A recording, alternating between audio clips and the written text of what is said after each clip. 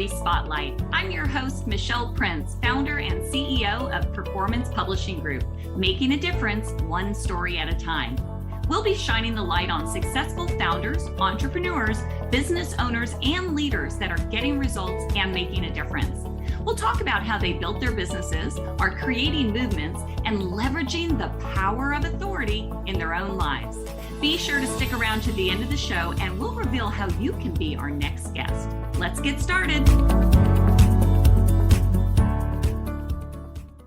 Hey, everybody, and welcome to the Power of Authority Spotlight, where we shine the light on entrepreneurs, leaders, founders, people that are doing amazing things. They're making a difference in the world through business and personal life. So I can't wait to tell you about my guest today. He's doing some pretty extraordinary things. But first, this episode is brought to you by Performance Publishing Group.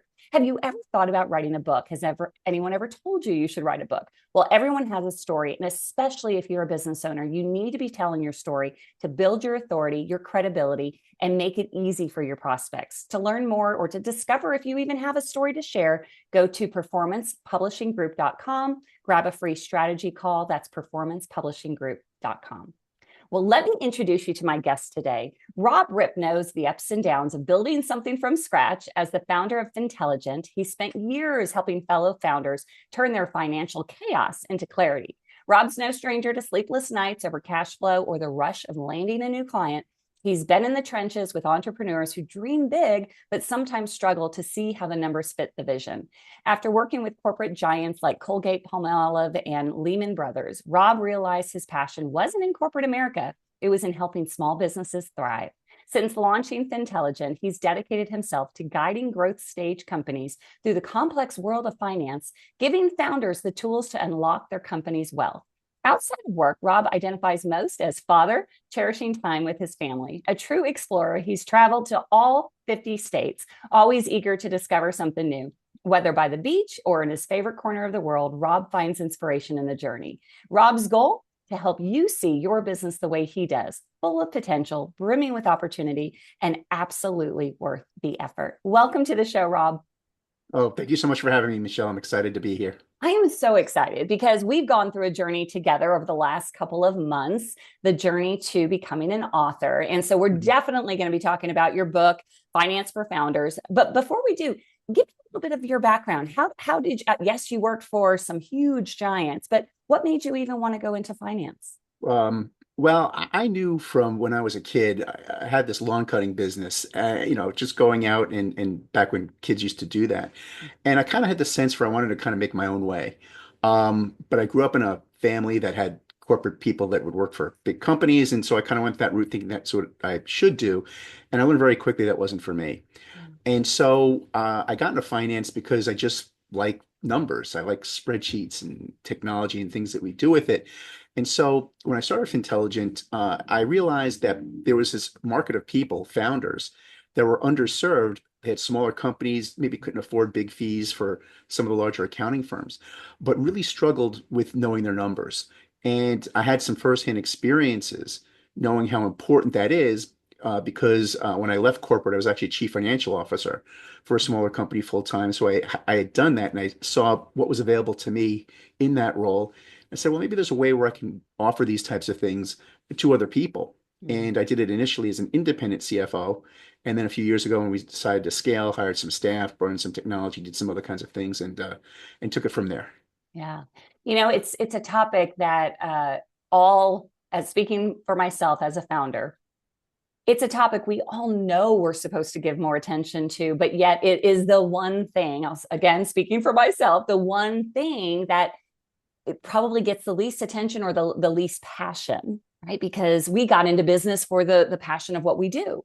So For sure. I love that that's what you identified, that founders are struggling with this. What are some of the things you've seen out there with companies, small businesses? So in any business, the founders typically, finance is something to get around to, and they know it. Yep. And by the time they come to us, they say, Rob, my books are a mess. I work too hard to get just basic financial information. I'm catching mistakes that I'm paying other people to find. I'm kind of the last to know. I know there's a better way, but I don't have time for that. Founders are salespeople. They're inventors. So they know their products very well. They know how to bring in new business. And they know it's important because they see it in their cash flow. And I'd say the two things I hear most when we first start meeting with prospects The first is the business is good, like we're growing, Mm. but I'm just not making enough money. Like the economics just really aren't working out for me. Um, and the other thing is they feel some shame around not knowing this stuff. Like I know what good businesses do. Like I see people that really have this thing nailed, and I don't know how they do it. Right. I feel ashamed that I'm embarrassed to tell you about how bad things are in terms of our books. And I tell them, well, I'm actually grateful for that because if they were good, people like us wouldn't exist. I Right. wouldn't have a business.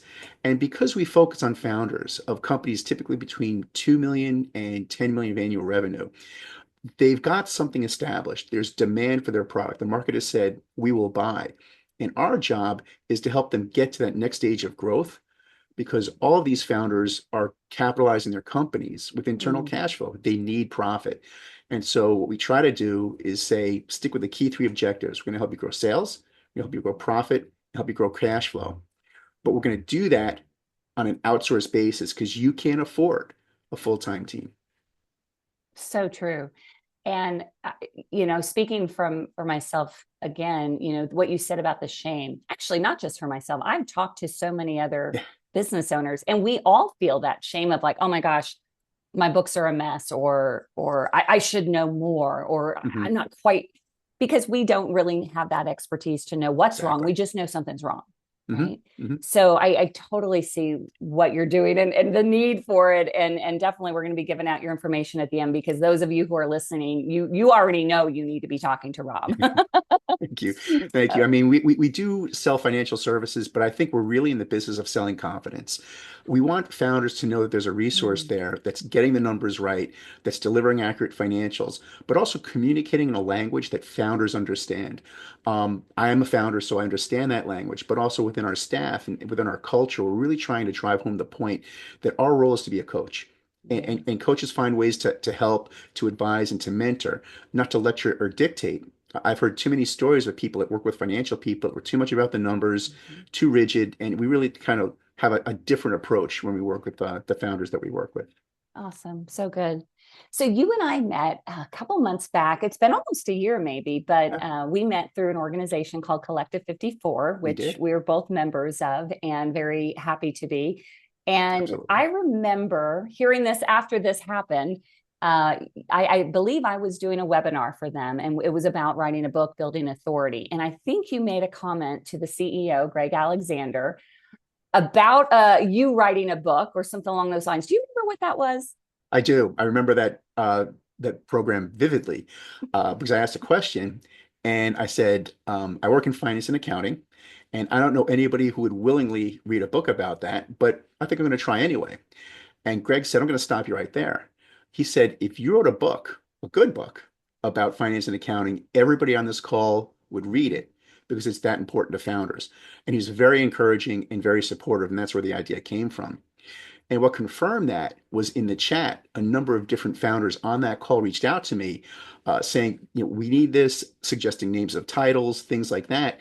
And I reached out to some of them and talked about my ideas about writing the book. And it was pretty clear that there was some hunger for it. And then I knew I had to write a good book. Yeah. And there was only one person that was going to be helping me write a good book, and that was you. And so we connected right away and we got things going. Yeah. Well, and I just love that, because if I had a nickel for every time I heard, yeah, but nobody wants to read a book about this, or who cares about, what I do. But that's not the point. The point is what you do is it's first of all, it's so needed by every founder. We've already established that. But we take for granted a lot of times the information that we know. And Yes, you are literally not just managing people's accounting, you're helping them to scale their business, to sell their business, to we are. really profit from their business. And I know you have so many stories of how you've worked with companies to do that. Could you share some of those?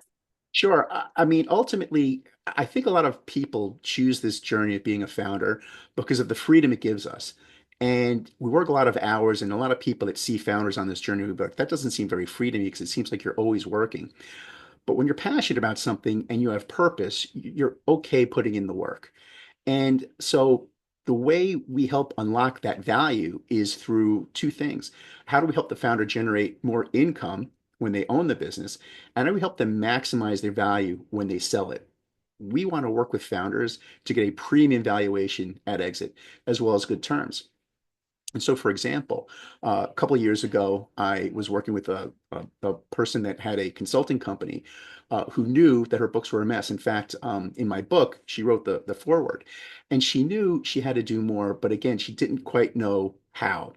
And so we went through the journey with her. It took about 18 months of everything from cleaning up the books to putting in a roadmap to success and all the analytical tools that we have, as well as advising her on how to get to where she wanted to be.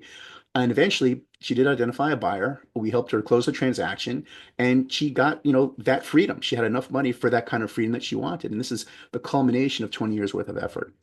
And so the financial function activates, certain things to enable that freedom to occur. And, they say money can't buy happiness, but it can buy freedom. And freedom makes people happy. And I think that's why a lot of people are on this journey. And that's kind of our role in it. So my mentor and employer, Zig Ziglar, years ago, I worked with him, used to always say, money's not that important, but it is right up there with oxygen. You just Yeah. got to have it. I love it. Right? I love it. That's great. I hadn't heard that before. Yeah, Yeah, that's yeah. awesome. Yeah, yeah, good. So, and I love that. And that's the whole point of the why the book, but also just to encourage others listening, whatever you do, you are the expert at it, right? Yes. So don't don't overthink it, just putting it out there. And ultimately it's to help more people. And even if someone reads your books and the book and they never do business with you, you're still helping them. Well, I have a personal goal. I want to help one founder a day, just in something. It could be a referral. It could be a sales call. It could be, I have an idea or something about it. There's just something about founders that resonates with me. Yeah. Somebody that's willing to kind of take that risk, and work hard. They're smart, they're innovative, they're funny, they're a little kooky. I mean, Yeah. you know the type. I mean, you kind of know how it is. And so it's a community that I love being a part of, and I couldn't see myself doing anything differently. So to the extent I could contribute to that journey in a meaningful way, where people can actually kind of monetize this, because I do think a lot of founders, in fact, pretty much every founder that I've worked with does not get into it for the money. They get into it to pursue a purpose. They want to do X, Y, Z. They want to help other people. But like you said, money is like oxygen and we do need it. And the fact is, if we want to help more people in our businesses, we need to make more money so we can expand and scale and be able to do those things. And that's where we help. That's my Absolutely. mission. For sure, for sure. Well, let's talk about the book because Yes. I'm super excited about it, and I don't want to take your steam here. So tell us what the book is, what it's called, and what it's about. So the book is called Finance for Founders, and it's the journey to unlocking your company's wealth. And what it does is it tells the story of a business owner who tried to sell her company and failed due diligence and was really shaken by that and had her confidence shaken. This is a sharp person that thought she had a great business and was rejected. And so she vows never to go through that process again by taking a hard look at her financial operations and engaging a team to help show her the path to a very different outcome next time around. And so the book actually leans on people I've worked with, situations I've been in. So there's a lot of truth in it. But of course, it's a story. So, we made it into a story that was interesting. But the things that happen in the book are things that actually happen. And the approach that we adopt is the proven approach that we've seen work. I mean, I have had people exit, with eight-figure valuations. I mean, life-changing types of stuff. I've been at the table. I prepared the payment statements with, the wire transfers and the zeros on it and everything. So I know what it's like, and I know where it is from beginning to end. And I'd say the message is it's actually not that hard. I think we make it harder than it needs to be, but it does require expertise and it does require investment. And it's not a journey that a founder should go on their own. I think they need help. For sure, they do. What would be, obviously, we want people to read the book, Yes. but just give us a snippet of what are some lessons that, or what are some things actually that founders might not be thinking about that they should be thinking about as they're running their business and preparing their Sure. books? When it comes to finance and accounting, there's just so much out there. And what we need to do is filter. And the first thing we want to filter on, what are the three objectives? And in the book, we talk about the key three objectives. And it's more sales, more profit, more cash. Now, more is not an objective. We have to quantify those objectives by using something called a SMART goal. And that's an acronym for, uh, measurable, achievable, time bound, all that kind of stuff. So we have to be very specific about what that is. And then what we do is in our approach is we look at finance and accounting according to four pillars. And the pillars are accounting. That's just getting your The four pillars are accounting. Um, that's getting your foundational financial data correct. And people get tripped up in accounting because it's relentless. It's always happening. What we try to do is adopt a mindset of your accounting is your data. It's a data flow. And a lot of founders love data. So let's talk about it from a data perspective. Let's get it clean and let's get it accurate. From that, we can report on it. And not just financial statements, there's more to reporting to that. There's charts and graphs and other ways of presenting data so we can relate it, make it understandable. Then we get to analytics. And analysis is important. It's a roadmap. Here is a monthly plan of your SMART goals, the key three objectives, how we're going to grow sales, profit, and cash flow, expressed in what your financial statements could look like a year from now. And we kind of roll it. And finally, there's advice. What are we going to do strategically to help you get to where you need to be? What are the things now that we're armed with this data and this reporting and these analytics to help you achieve your goals? So we have to have a conversation around what is it you want to do? Where do you see yourself in 3 or 5 years? What do you want to get out of this experience that you're having? And I've had conversations with people from anywhere to I want to set up a charitable foundation to, I want to sail around the world, whatever it might be. But if those are your personal goals, and we of course talk about the business goals, we do spend some time trying to marry the two and then again activate it with a sound financial plan, a corporate financial plan to help them achieve their ambitions. So good, so needed, and simple to people like you, but not necessarily to the rest of us, right? who have different passions and have pursued different businesses. But um, I have to let the cat out of the bag because I know the book hasn't even officially launched yet.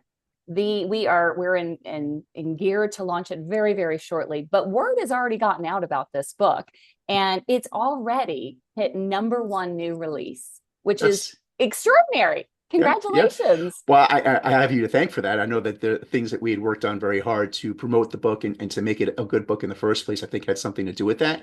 But yeah, we were thrilled. We just found out about it, and we will take it for as long as we can get it. But Yeah. yeah, we're very, very, very excited. Well, and I think it's because too, there's just not a lot of information out there that is founder friendly. Correct. There's a lot of accounting books and things There like is. that we don't want to read. You made this so simple. And what I really love about the book is the storytelling. Yes. Because it's not just here's what you need to do. You need to have analytics and reporting and all of Right. those things. It's the weaving of the story throughout it. The story is key to the book and key to helping the reader understand because there is an emotional aspect that many people have with money. And we wanted to talk about that. And so through the characters, we were trying to express some things around fear and anxiety and making big decisions and risk and what that impact is, but also with a view towards what it could mean for you Mm. when you make the right decisions. And my hope is that when somebody reads the book, a couple things will happen. One is they'll say, I know exactly what I need to get from my financial operation. And two is I'm inspired. I can do this. Like I can see a path where I can maybe finally tackle this thing, this anxiety, whatever it is. This thing's been nagging me for so long because I just didn't know even what to ask. Mm. I'm hopeful that this book will at least equip people with the right questions to ask. So when they figure out how they're going to improve their financial operations, they at least have a guide, a manual, a book, or something that they can refer to and say, hey, it looks like it worked here because the book does have an outcome in it. Mm-hmm. Maybe that can work for me as well. And I would hope that everybody who reads the book can have the same outcome that happens in the book. Oh, me too. Absolutely. And just real quick, the book is called Finance for Founders, The Journey to Unlocking Your Company's Wealth. And where can they get the book, Rob? Well, certainly right On now on your website. Amazon. Yep, yep, Yes, yep, yes. yep. So we have a website, finforfounders.com. So if you just go to finforfounders.com, we have a launch team now. We're inviting people to come in and participate. The book is available on Amazon. So you get Kindle, paperback, and hardcover. And we're planning on releasing an audiobook probably sometime in late June. Yes, super exciting. So one last question. Somebody reads this book or they listen to this podcast episode and they want to know more and they want to think, yeah, I don't want to just read about this though. I need help. Sure.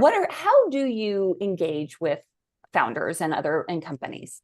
We do. So my company, Fintelligent, does that. And so typically when a founder wants to learn more about us, we have a discovery call and we just kind of get top line what it is they're looking for. But then what we do is when we agree that there's a good fit, we offer something called a FinSight analysis. And my team operates with a great tech stack. We do everything in the cloud. We use QuickBooks Online as our general ledger. And so we will take the prospect's data, the person that we're talking to, and we'll plug it into that system. And then based on what we've identified as their criteria for satisfaction, what's a good outcome for them, we'll kind of walk them through. Here's how we see things unfolding. These are the analytics we can do for you using your data. Here's how your financial statements would look. These are the cleanup types of things that we'll do. And it also gives them a taste for them to see what it's like to work with us. And so it's kind of a sample. And it's a way for them to get comfortable that whether they choose to work with us or not, maybe they've gotten just a little bit smarter on something that they've been struggling to get smarter about. And we were able to help in that way, which kind of gets back to my comment earlier about just trying to help one founder a day. Yeah. Oh, and I see you doing that. You're such a go-giver, which, it just speaks to who you are. Thank you. Thank you. But for those listening, definitely go to fintelligent.com. And is that the correct place That's it, to fintelligent.com, okay. correct. Yep. And get that FinSight analysis, which I love the play on words on that, by the way. Yeah, thank you. Because that's priceless. That is priceless. Just to start the conversations. Mm-hmm. And well, go ahead.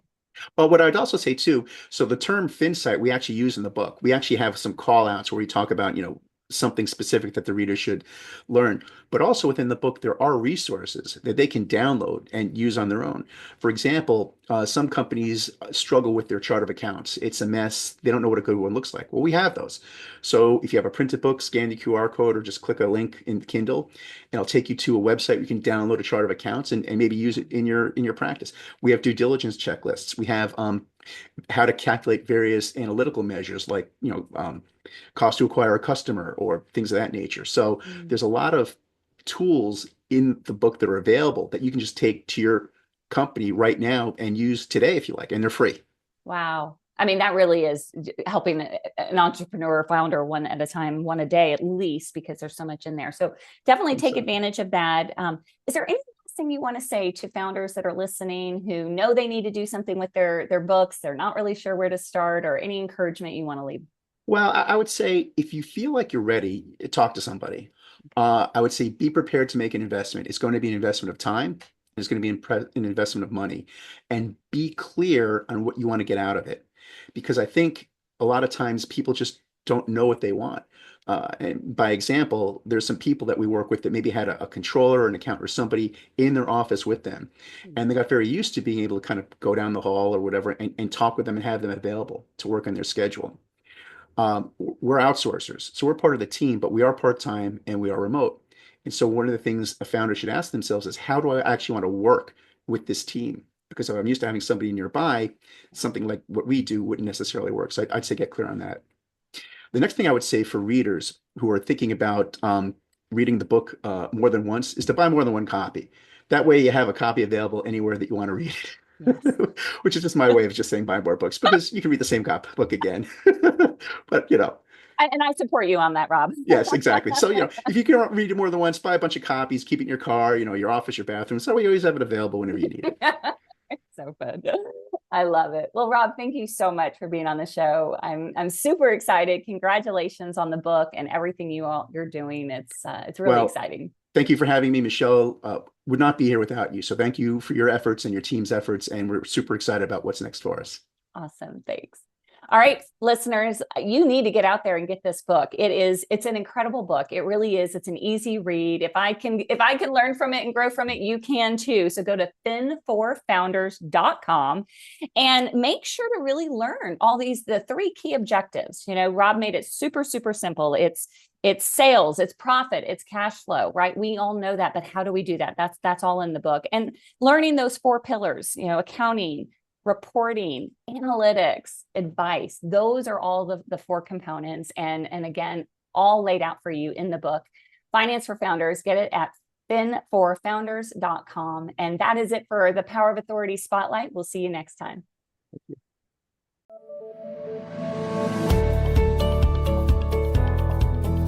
Thanks so much for listening to the Power of Authority Spotlight.